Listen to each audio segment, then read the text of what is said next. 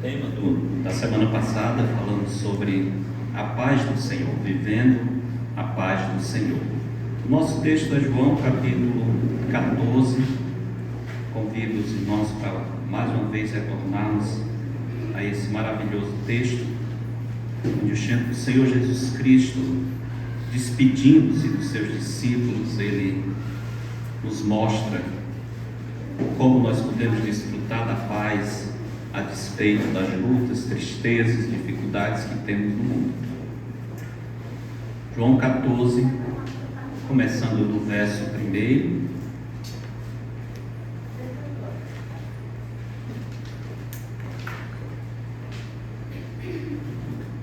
João 14, verso 1, diz assim: Não se turbe o vosso coração, credes em Deus, crede também em mim. Na casa de meu pai há muitas moradas.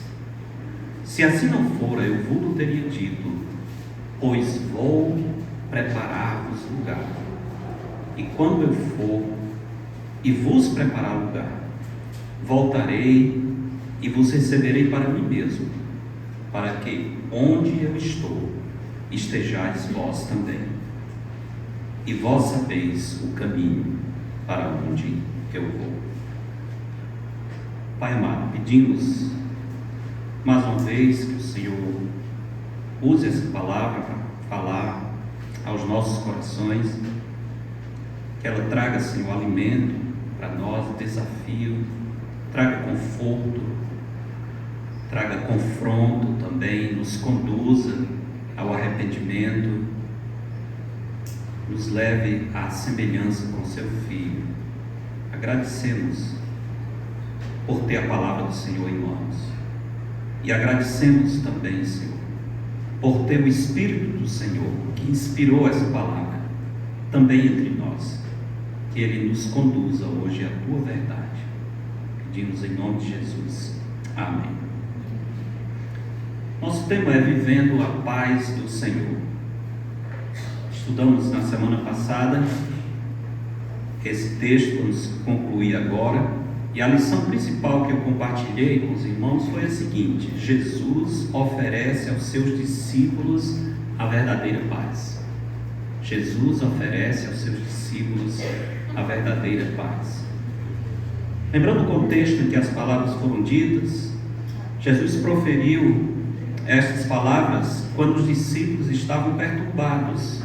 Interessante que o texto diz, aí no mesmo capítulo 13 de João, pouco antes do Senhor anunciar que Judas seria o traidor, o texto diz que Jesus angustiou-se em seu espírito.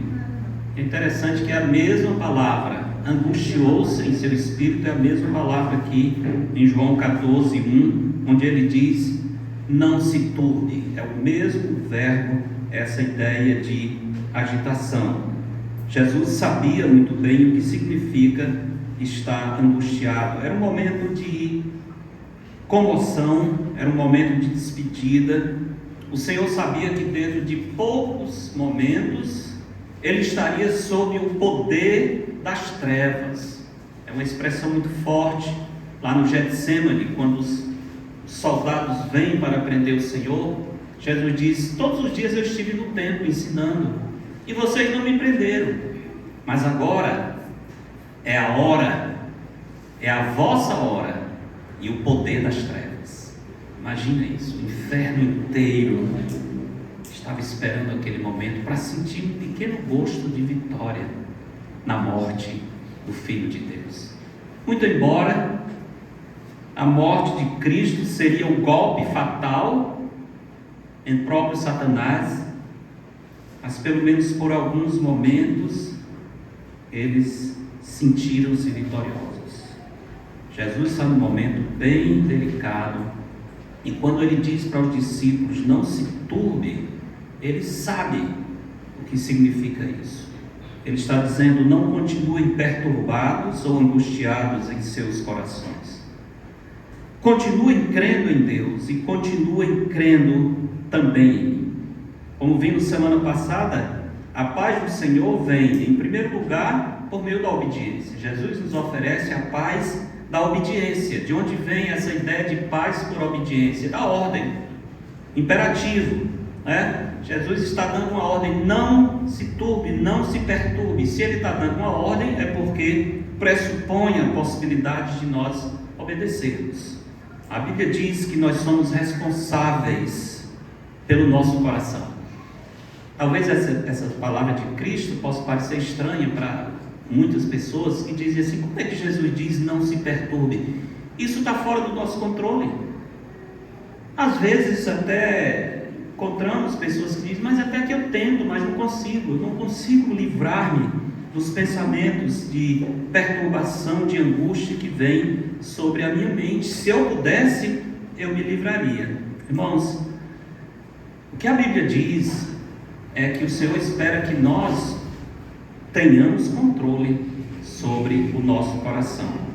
Abra alguns versículos em Provérbios, só para relembrar que a palavra de Deus diz sobre isso. No caso, Salomão ensinando o seu filho e instruindo sobre como ele deve lidar com o seu coração. Provérbios capítulo 3, verso 1, Salomão diz: filho meu, não te esqueças dos meus ensinos, e o teu, o quê? O teu coração guarde os meus mandamentos. Olha, o filho tem a responsabilidade de pegar os mandamentos e guardar no coração. Versículo 5 desse mesmo capítulo: confia no Senhor de todo o teu coração, e não te estribes no teu próprio entendimento. Mais uma vez, uma ordem relacionada ao coração. Isso é, o filho tinha condições de controlar o seu coração, a sua alma, os seus pensamentos. E um versículo que nós usamos muito, Provérbios 4, verso 23, que diz: sobre tudo que se deve guardar, guarda o quê? O coração, porque dele procedem as fontes da vida. Então, se temos essas ordens para guardar, para entesourar a sabedoria do nosso coração, é porque Deus espera que nós controlemos o nosso coração. Eu sei que em determinadas situações de angústias, às vezes parece que nós perdemos o controle, mas com a ajuda de Deus nós podemos trazer o coração, a alma. Lembra que coração não está falando aqui do músculo que bombeia sangue, é o homem interior, é a nossa alma, aquilo que nós somos, a imagem de Deus.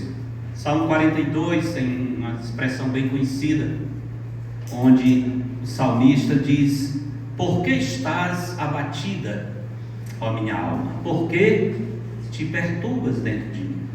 Espera em Deus, pois ainda o louvarei. Interessante, ele estava perturbado, ele estava num momento muito difícil, e ele faz a pergunta para ele mesmo: por que? Falando com a sua alma, né? Como se fosse outra pessoa. Por que estás abatida, ó minha alma? E por que te perturbas dentro de mim? Espera em Deus, pois ainda o louvarei. Se você ler dos versos 1 a 4, você nota que é um tempo muito difícil para o salmista. Tempo de traição. Tempo em que aquelas pessoas com quem ele adorava a Deus parece que se voltaram contra ele. Ele fala como alguém que está assim num poço de muita tristeza, talvez enfrentando uma depressão, uma angústia muito grande. Mas à medida em que ele vai descrevendo a sua condição, chega um momento que ele para e ele diz: por que estás abatido, ó minha alma? Mais ou menos dizendo: não faz sentido. Eu conheço o Senhor, eu tenho uma rocha eterna, o Senhor me dá paz. Por que eu estou assim, tão desesperado? Espera em Deus, pois ainda o louvarei, a Ele meu auxílio e Deus meu. Nós vimos também que Jesus oferece a paz por meio da confiança. Credes em Deus, crede também em mim. Ele está nos mandando decidir descansar no Senhor, abraçar as suas promessas, acreditar na sua palavra, mais do que em nossos pensamentos e sentimentos. Li para os irmãos também o versículo de Isaías 57, versos 20 e 21, onde o texto diz: mas os perversos são como o mar agitado, que não se pode aquietar, cujas águas lançam de si lama e lodo. Para o perverso, diz o meu Deus, não há paz. Interessante, o perverso, a comparação, águas agitadas, o mar agitado que não pode se aquietar.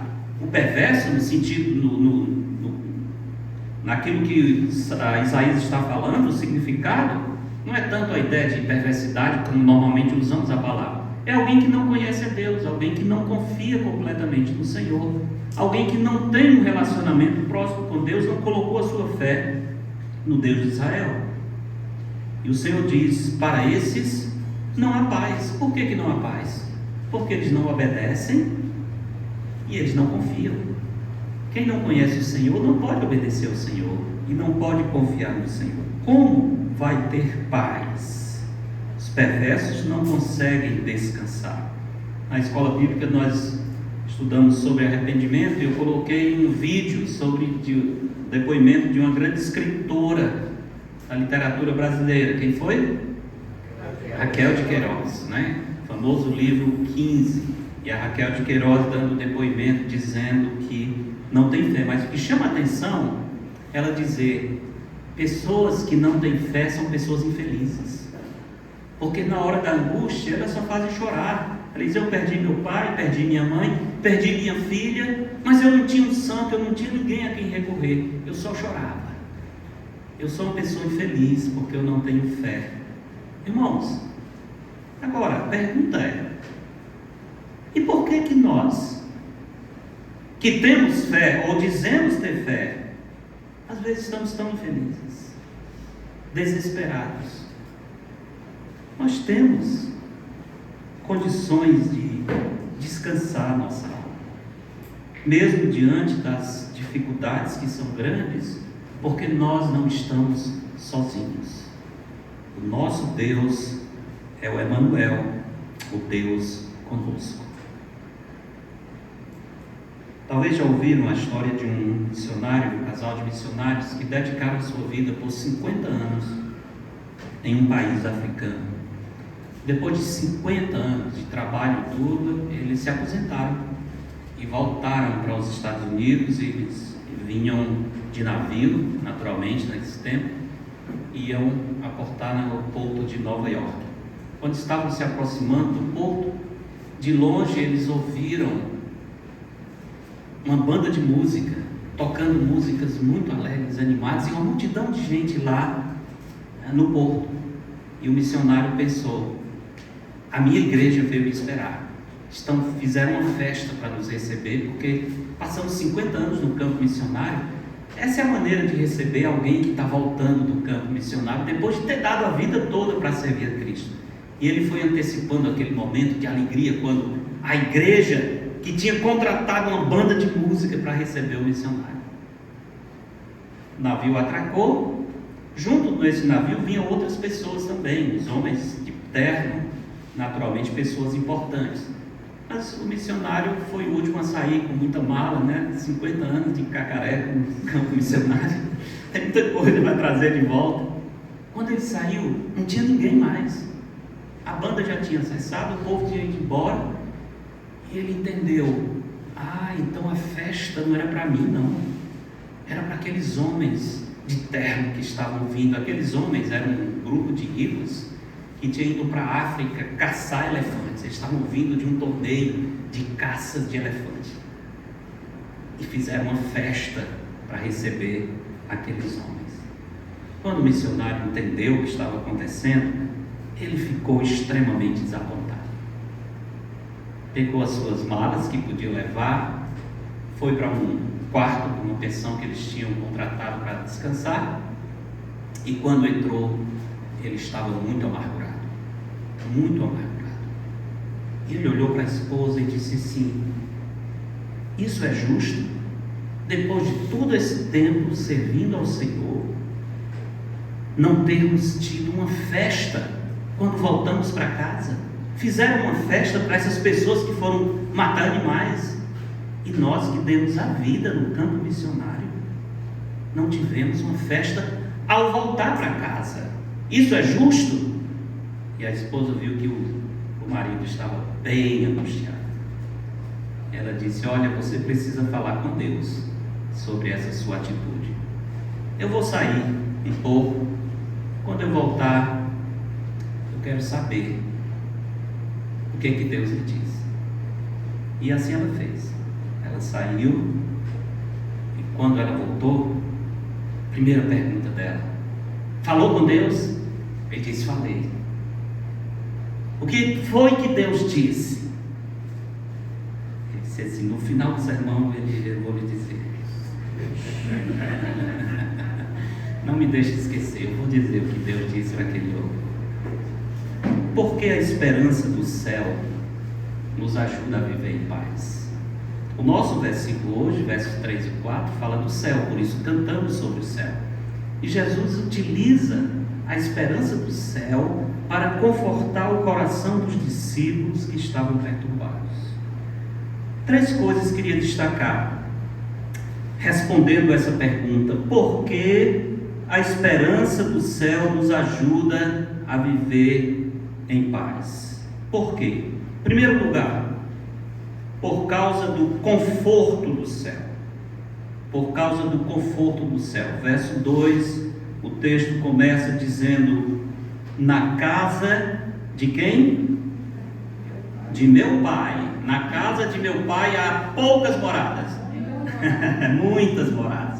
Na casa de meu pai há muitas moradas. Irmãos, eu estou dando o título desse ponto: o conforto do céu. Por que eu estou chamando o conforto do céu?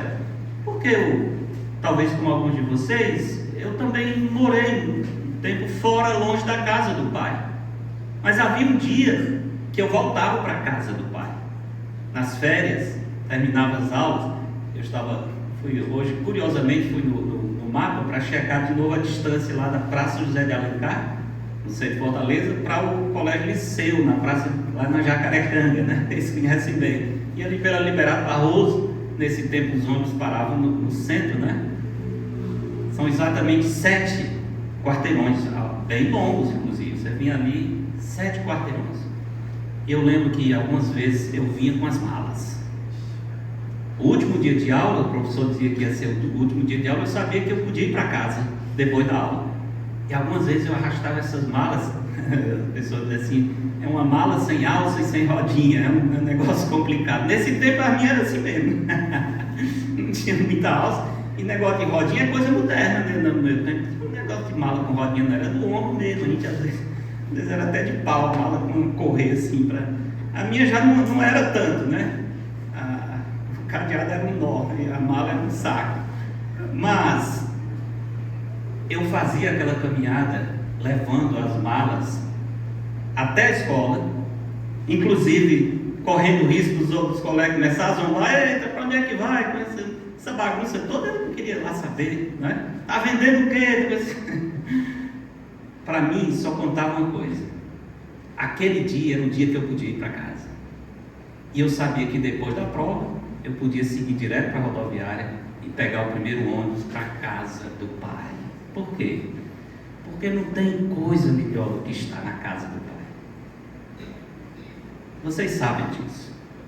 Talvez não tenham viajado tanto quanto eu. Viajado um pouquinho ultimamente. E agora, nessa última longa viagem, acho que foi a maior que eu fiz, são exatamente 30 dias. Na última cidade que eu parei, que foi lá em Newark, Nova Jersey, fiquei na casa do pastor Cláudio, um dos pastores da igreja.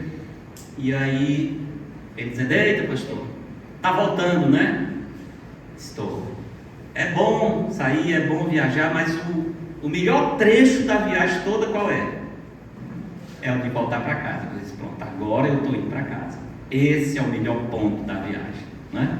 Quando a gente sai até animado, olhando as coisas e tal, mas chega um ponto que você não quer saber outra coisa, a não ser voltar para casa. Mano, mas eu estava querendo tanto, agora eu quero tanto voltar. É porque é bom voltar para casa. E Jesus usa exatamente essa ideia para confortar os discípulos, dizendo: olha, não fiquem perturbados demais não, porque vocês são estrangeiros e peregrinos. Vocês estão preocupados demais com as coisas dessa vida, mas a nossa pátria está nos céus, e eu vou preparar lugar para vocês. Em breve vocês estarão na casa do Pai, nesse lugar maravilhoso. Onde é a casa do Pai? A própria Bíblia diz: então ouvi grande voz vinda do trono dizendo: Eis o tabernáculo de Deus com os homens. Tabernáculo, a tenda, a casa do Senhor. Deus habitará com eles. Eles serão povos de Deus e Deus mesmo estará com eles. A nova Jerusalém, a cidade santa, é a casa do Pai. Jesus está dizendo: eu vou preparar lugar para vocês na casa do Pai. Portanto, nós estamos seguindo para um lugar maravilhoso. Mas onde eu moro não é tão bom, não é tão desconfortável. Não interessa. Um dia nós vamos morar num lugar maravilhoso, o melhor lugar que alguém poderia estar. Quando Jesus usa a expressão muitas moradas, às vezes uma tradução antiga colocou esse termo como mansões, e até alguns hinos antigos: eu tenho uma mansão, na verdade não é mansão. A ideia de mansão parece aquela coisa assim: não, aqui a minha casa está caindo os pedaços, mas no céu eu vou viver como um rico. Ainda é aquele ideal de se dar bem economicamente, né? Não é tanto a ideia de mansões, a ideia é mais de quartos ou apartamentos em uma grande propriedade. De fato, o que Jesus está pensando aqui, a palavra da ideia é a seguinte: é o dono de uma terra, um pai, que tem muitos filhos, mas cada vez que um filho volta, ele tem um quarto preparado. A casa vai aumentando para receber os filhos de volta. Essa é a ideia. Vocês vão voltar para um lugar maravilhoso, um lugar onde o pai vai estar preparando um quarto, um apartamento para você. Então todos teremos a bênção de estar ligados ao Pai nessa grande casa ou propriedade. Jesus conforta os seus discípulos, portanto, dizendo: não se perturbem, você está indo para um lugar maravilhoso e você vai morar num ambiente mais aconchegante possível, porque lá tem muitas moradas, tem muitos apartamentos. O Pai tem lugar para receber todo mundo, não vai faltar espaço e a família toda estará reunida. Esse é o conforto do céu. Segunda coisa, por que a esperança do céu nos ajuda a viver em paz? Além do conforto do céu, verso 2, primeira parte, temos a certeza do céu. Jesus diz: se assim não fora, eu vou-lo teria dito, pois vou preparar-vos lugar. O que Jesus está dizendo é: eu não diria que tem uma casa para vocês no céu se não tivesse. Eu estou dando uma promessa real. Se esse não fosse o caso, eu não ia mentir para vocês. Às vezes nós tentamos consolar pessoas que sofrem dando algumas promessas que nem sempre a gente tem condição de cumprir, ou nós exageramos um pouco, né? Olha, vai dar certo, vai ser assim, sabe? Não sei, mas Jesus não consola os seus discípulos dando placebo, apresentando uma ilusão. Olha, fiquem tranquilos, na casa do Pai tem muitas moradas, mas sem estar falando uma coisa absolutamente certa. Jesus não faz isso. Se ele diz que na casa do Pai tem muitas moradas e que ele vai preparar lugar, diz: se não fosse assim, eu teria dito a vocês. Confia em mim, eu não estou mentindo. Vocês são peregrinos, forasteiros, vocês não têm casa própria aqui, vocês estão indo para a pátria celeste, mas eu estou garantindo isso para vocês, porque se não fosse o caso, eu seria honesto para deixar vocês à parte disso.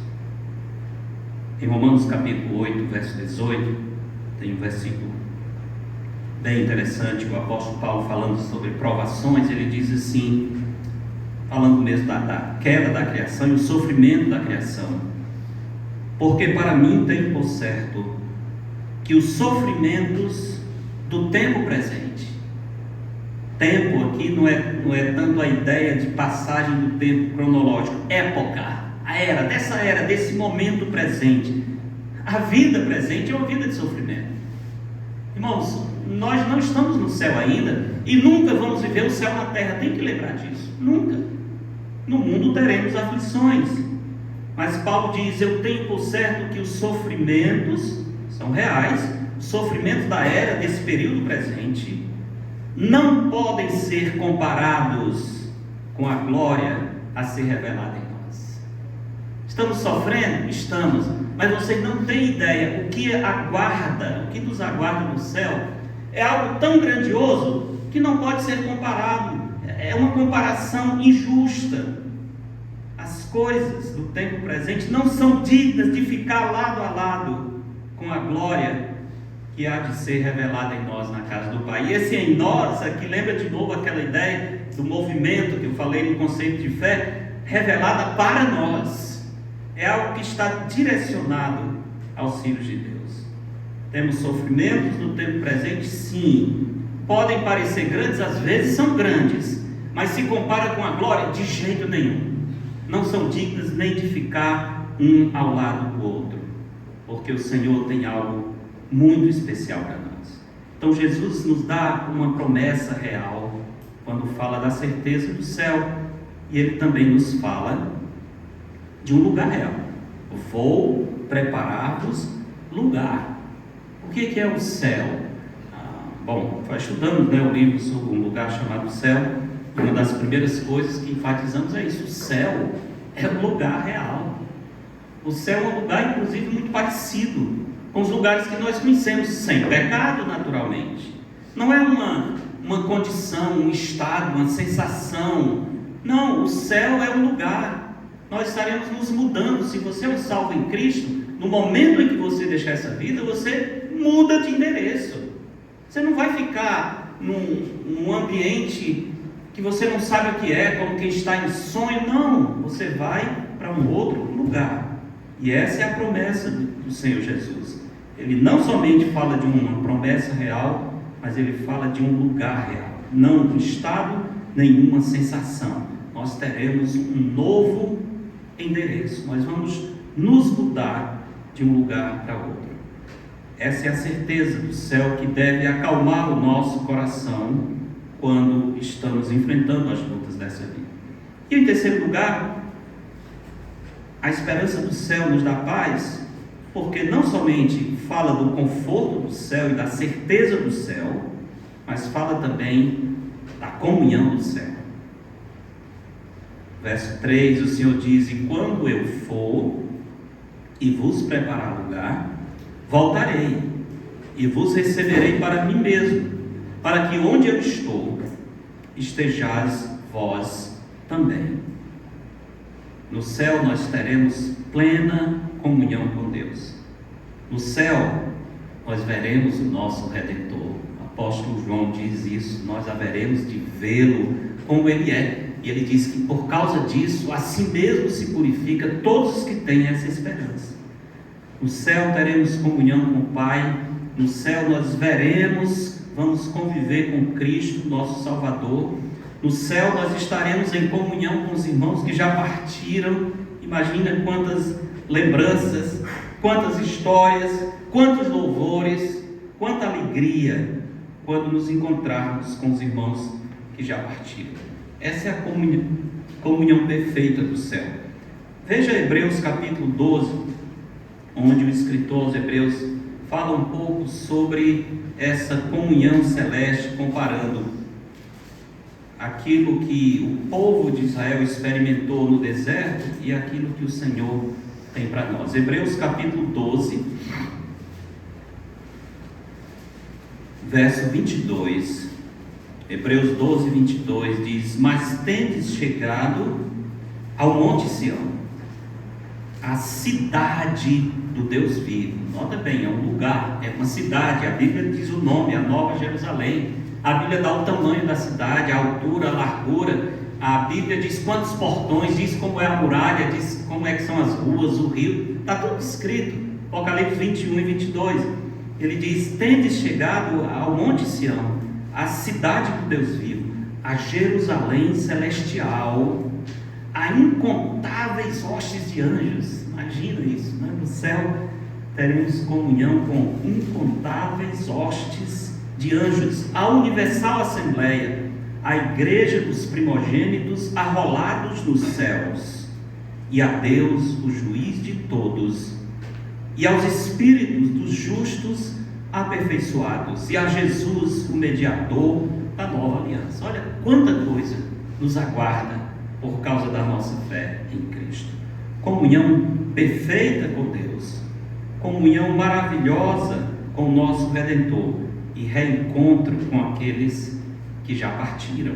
Jesus fala, e Lucas 16, quando nós transformamos as riquezas de origem iníqua, né, naquilo que avança o reino de Deus, quando fazemos amigos com as riquezas de origem iníqua, ele diz que esses amigos vão nos receber nos tabernáculos eternos. Vai ser um encontro maravilhoso com os que já foram e a expectativa dos que chegarão depois de nós. Precisamos discutir muito isso, estudamos, né? Mas os irmãos sabem disso. Nem precisa perguntar. No céu nós vamos nos lembrar uns dos outros? Claro que vamos. No céu eu serei quem eu sou? Exatamente. Nós seremos exatamente quem nós somos. Os nossos irmãos que partiram são exatamente quem eles são, com os mesmos nomes, com a mesma história, com a mesma memória, e nós poderemos recordar as bênçãos do Senhor e nos regozijar sem pecado, sem dor, sem as angústias do tempo presente. Comunhão no céu. Jesus, o nosso precursor, foi adiante de nós. Se a criação de Deus, embora manchada pelo pecado, é tão impressionante, imagine esse lugar onde o pecado nunca entrou e nem vai entrar. Imagine a glória que os nossos irmãos conseguem contemplar nesse momento, estando na Jerusalém Celestial. E Jesus diz: não se perturbem. Se vocês estão caminhando para o céu, não deem peso muito grande às coisas dessa vida. Não fique medindo a sua alegria e felicidade pelo modo como essa vida está indo, porque nós temos uma pátria que não é essa aqui. Jesus, o nosso precursor, foi adiante preparar lugar, e ele diz que vem nos encontrar. Quando eu for e vos preparar lugar, voltarei, vos receberei. Interessante a volta do Senhor. Está falando de quê quando ele diz voltarei e vos receberei? Eu creio que estão certos aqueles que dizem que essa é uma alusão ao arrebatamento. Creio que sim, porque Jesus vindo para a sua igreja, não é vindo para o mundo. Mas eu acho que não é simplesmente isso. Jesus, ou ele vem ao nosso encontro, ou nós vamos ao encontro dele. De qualquer maneira, o Senhor estará ativo nesse movimento de nos receber. Então há um momento futuro em que ele virá buscar a sua igreja. Nós esperamos estar entre esses que serão arrebatados, mas todos os dias ele está vindo buscar os seus. Nós vimos a história de Estevão, né? Quando Estevão viu o Senhor na glória antes de morrer, ele viu os céus abertos e o Filho do Homem como? Em pé à direita de Deus. Para quê? Para receber o seu servo. Então Jesus vem nos encontrar e ele diz: eu voltarei e vos receberei para mim mesmo, para que onde eu estou estejais vós também. E ele nos assegura a eterna comunhão no céu. Vocês estarão comigo para sempre. Uma coisa boa no céu é que não existe despedida, né? É muito ruim despedida. É muito ruim a saudade, né? A gente sofre por alguém que nós amamos não pode estar conosco. No céu não há despedida, só alegres e maravilhosos reencontros. Nunca vamos dizer para alguém que encontrar no céu: tchau, até a próxima vez. Não, nós estaremos sempre juntos com o Senhor e com os nossos irmãos. Meus amados irmãos, é isso que Jesus oferece para nós: a paz da esperança. Obediência,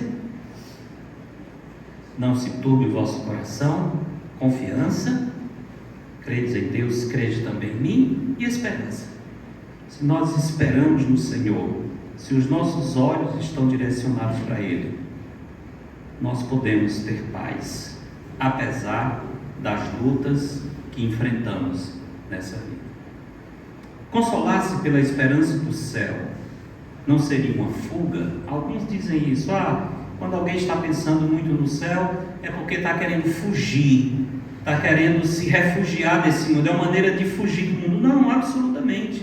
Jesus não está propondo a fuga como uma forma de consolo, de modo algum.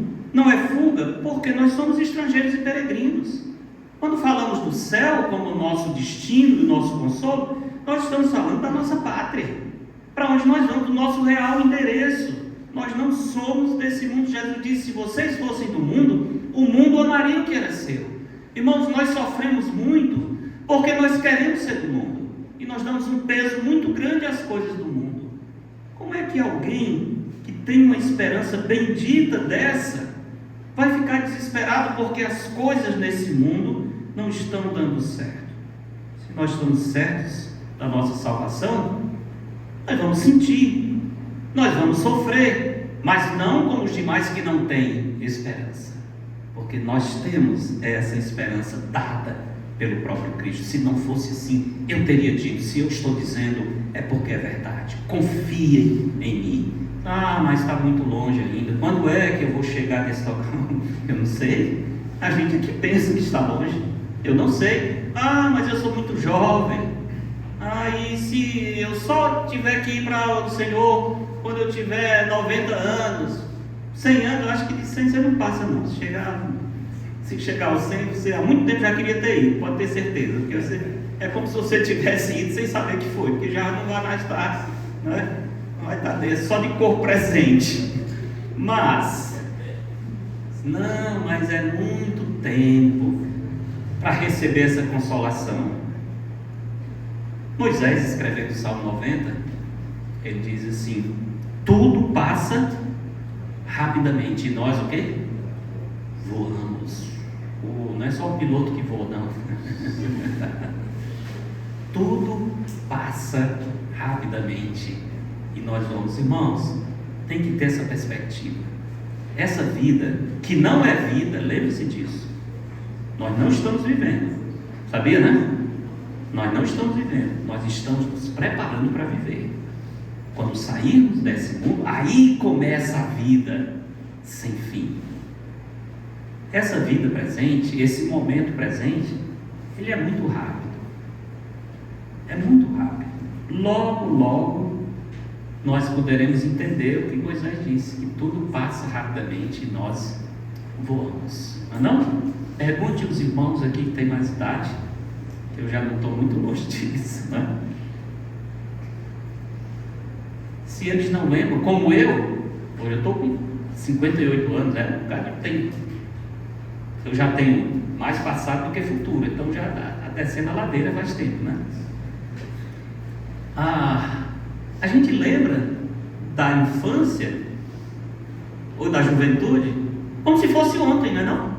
Como se fosse ontem. Estava falando com a Dona Raquel sobre um irmão da Central que agora está numa condição bem debilitada, ele dizendo: poxa vida, era do nosso tempo, da juventude, um rapaz tão capaz, tão inteligente, tão desenvolvido, e agora está como um morto vivo. Coitado, nem tem mais consciência de que está vivo. Poxa, parece que foi ontem. Parece que foi ontem. Tudo passa rapidamente e nós vamos. E se essa é a realidade, quando nós pensamos no céu, isso não é fuga, não é querer enterrar a cabeça na areia, não. É lidar com essa fragilidade do momento presente e colocar os olhos naquilo que vale a pena. Pensar no céu e consolar-se pelo céu não é fuga, porque quem pensa no céu serve mais na terra. A nossa vida na terra se torna mais produtiva quando nós estamos pensando nas coisas celestes.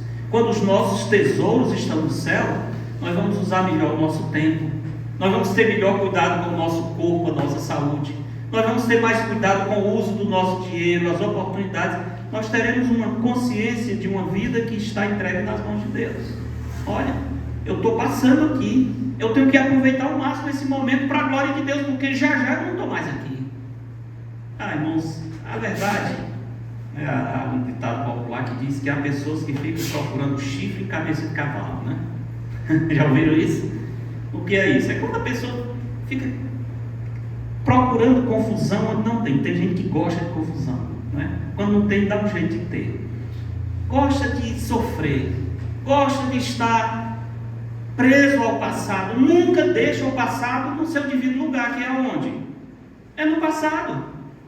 Não, o passado é como uma pedra que está amarrada aqui na perna e a pessoa vai arrastando e lamentando: ai, que saudade que eu tenho da aurora da minha vida, da minha infância querida. Meus irmãos, você é um salvo em Cristo. O melhor não está para trás, o melhor está na frente. Tivemos momentos bons? Tivemos, com certeza. Dias melhores? Claro, todos nós tivemos. Queremos voltar? Eu não. Se vocês querem, podem ir só.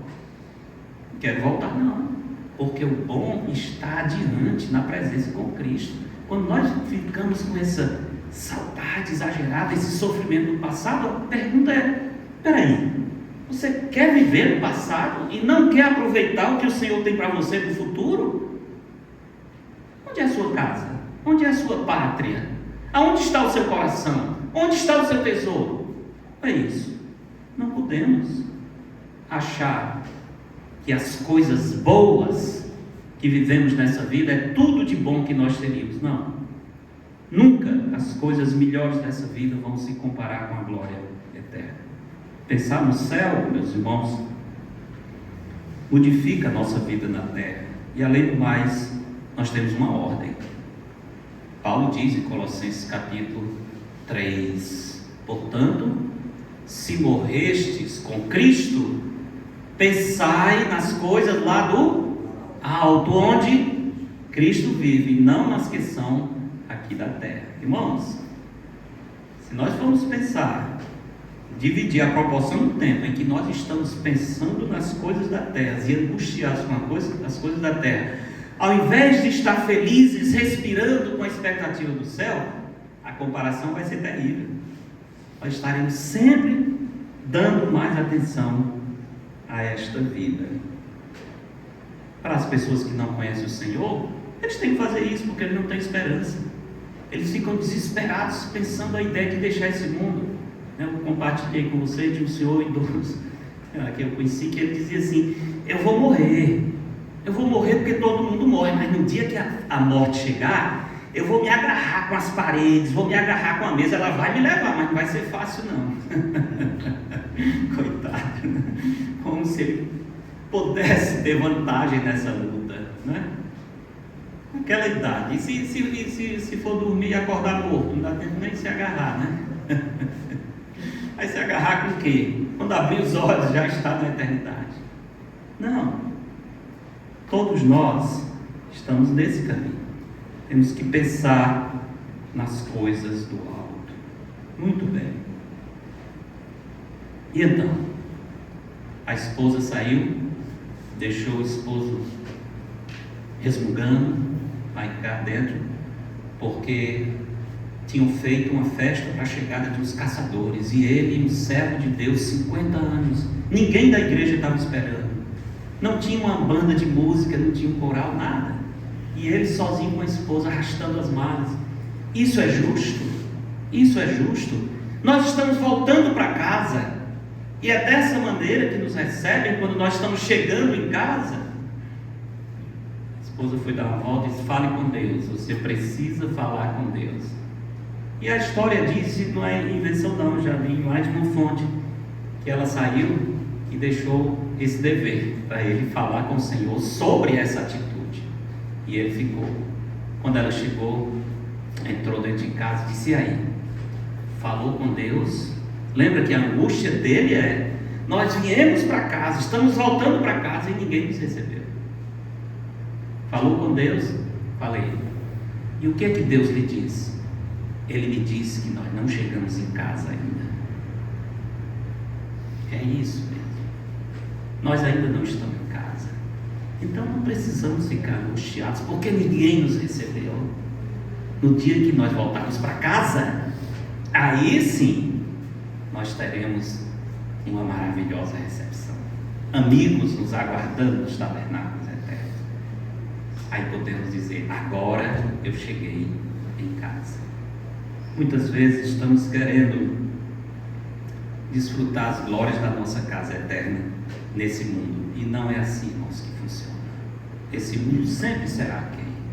A nossa pátria está nos céus. Ainda não chegamos em casa. Pergunta mais importante da vida, é a seguinte: e se você morrer hoje, vai para onde? Se hoje for o seu último dia, para onde você vai?